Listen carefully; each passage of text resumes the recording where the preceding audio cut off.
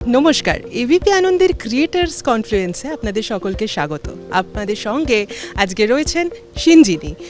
Thank you. আমি off ক্যামেরাও okay যেটা প্রথম জিজ্ঞেস করলাম যেটা হচ্ছে আঙ্কেল কেমন আছেন, কারণ ওর ভিডিও যারা দেখে তারা জানে যে আমি এই প্রশ্নটা কেন করলাম। তো আমি প্রথমেই যেটা জানতে চাইবো যে এই ভিডিও করার আইডিয়াটা এলো কোত্থেকে? এই ভিডিও করার আইডিয়াটা বেসিক্যালি কী বলতো, মানে ভিডিও করছি ওরকম নয়, ব্যাপারটা হচ্ছে বাবার আমি ছোটোবেলা থেকে যা কাণ্ড কারখানা যা করে এসেছি সেটাকে যদি আমি ক্যাপচার করতে থাকি তুমি এমনি একটা মজার কন্টেন্ট বেরিয়ে যাবে। তো সেই থেকে কন্টেন্ট ক্রিয়েট করার সময় কিছু কিছু জিনিস তো মাথায় রাখতে হয়, যেমন আমি এটা বলবো না, আমি এটা করব না, বিকজ আমার অডিয়েন্সের এটা হয়তো ভালো লাগবে না। তো অডিয়েন্সের ক্ষেত্রে যে এই রেসপন্সিবিলিটিটা সেটা মেনটেন করার জন্য কি কি বিষয় মাথায় রাখো? দেখো, আমার একটা জিনিস মনে হয় যে একটা তো দায়িত্ব থাকে প্রত্যেকটা ক্রিয়েটারের, তো সেটা মাথায় রেখেই আমরা করি।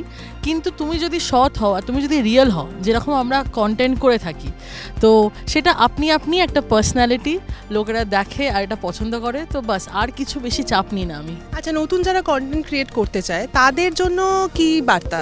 আমি বলবো যেটা তোমাদের ভালো লাগে, যেটা রিয়েল লাগে, যেখানে তুমি স্টোরি, বিকজ আমার একটা মনে হয় কন্টেন্ট যখন হয় এখন খুব রিয়েল কন্টেন্ট, তো ফোনে কথা বলো, কিন্তু একটা স্টোরি থাকা উচিত যেটা একটা মেসেজ দেয়, আর যতটা তুমি একদম মজা, যেখানে তোমার নিজের পার্সোনালিটিতে বেরিয়ে আসতে পারে, সেই কন্টেন্টটা করা উচিত। রিলে কি রিয়েল থাকা যায়? একদমই রিয়েল থাকা যায়। যদি রিয়েল না হও কতদিন করবে? বিকজ আমার তো মনে হয় যে এটা কোনো একটা টাইম পিরিয়ডের সাথে আসে না। তোমার যদি ভালো লাগে রিল করতে তুমি করবে, তো তুমি যদি রিয়েল থাকো সেটা আপনি রিলে এসে যায়। নতুন যারা কন্টেন্ট ক্রিয়েট করবে তাদের কি কি তুমি বলতে চাইবে?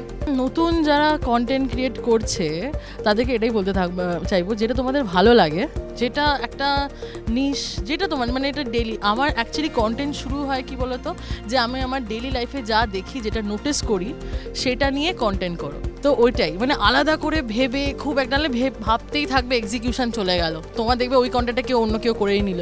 তো সেটাই, একদম অ্যাক্টিভ থাকো, কনসিস্টেন্ট থাকো। ভিডিও করছো, ভালো বাসা পাচ্ছ, ভালো কমেন্ট পাচ্ছ, at the same time negative কমেন্টও পাচ্ছ, সেটাকে ডিল করো কি করে? মন খারাপ হয়? আমি সত্যি কথা বলবো, মন খারাপ হয় আমার, বিকজ আমি তো বাবার সাথে বা মানে আমার পুরো ফ্যামিলি তো কন্টেন্টের মধ্যে আমি তুলে ধরি।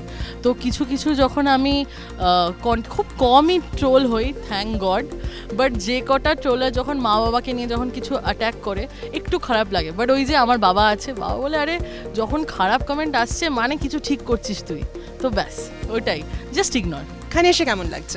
এখানে এসে বিশ্বাস করে এত ভালো লাগছে, মানে এই যে প্ল্যাটফর্মটা এবিপি আমাদের করে দিয়েছে, যে সব রকম কন্টেন্ট ক্রিয়েটার্সরা একসাথে একটা ছাদের তলায় আমরা আসছি, we are exchanging ideas, we are listening. তো আমি তো নিজেকে কখনোই বলি না যে আমি খুব বড় ক্রিয়েটার, বিকজ আমার মনে হয় না একটা ক্রিয়েটারের কোনো জায়গা আছে যে আমি আজ বড় হয়ে গেলাম। সবসময় শিখছি আর সবার সাথে দেখা করে আরও শিখছি। তো থ্যাংক ইউ সো মাচ। আর আমাদের দর্শকদের জন্য কি বলবো? সবাইকে এটাই বলবো যে থ্যাংক ইউ সো মাচ আমার কন্টেন্ট, আমার বাবাকে, আমার মাকে এত ভালোবাসার জন্যে। আপনাদের জন্যেই আমরা কন্টেন্ট করছি, তো ভালো থাকবেন। আর এখন যেটা হচ্ছে, এখন তো দুনিয়ায় খুব মানে অনেক কিছু চলছে, কিছু জায়গায় হেট্রেড, কিছু জায়গায় মানে জাস্ট ট্রোল, তো তার মধ্যে যে কন্টেন্টের থ্রু দিয়ে আমরা হাসাতে পারছি, এটাই খুব ভালো লাগছে। Thank you so much for the support. ABP Ananda এগিয়ে থাকে, এগিয়ে রাখে।